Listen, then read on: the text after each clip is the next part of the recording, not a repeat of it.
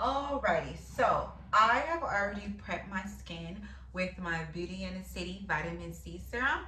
Just pump a little on my fingers and spread that around. And then I have sprayed my face with the Beauty in the City fresh, I always fresh tea face mist. And I also applied my Beauty in the City volumizing eyebrow and eyelashes. I applied that to my eyebrows. And I put a moisturizer on, not Beauty in the City, but a moisturizer. So my skin is already prepped and ready for foundation and all that other good stuff. But I don't know, do I want to do a foundation in this video?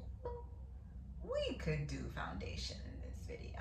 We can do like a whole little look.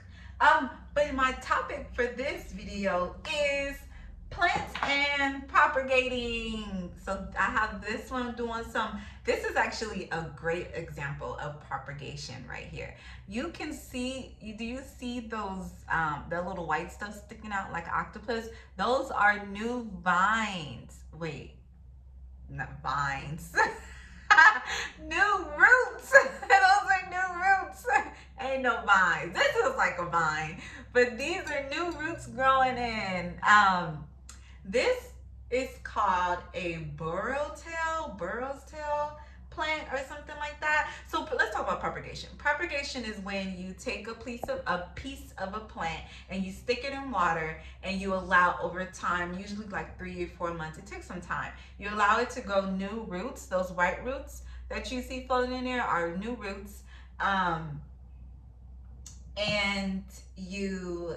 And then when it's time, and the thing about propagation is whenever you think if there's enough roots to plant the plant into soil, it's not enough.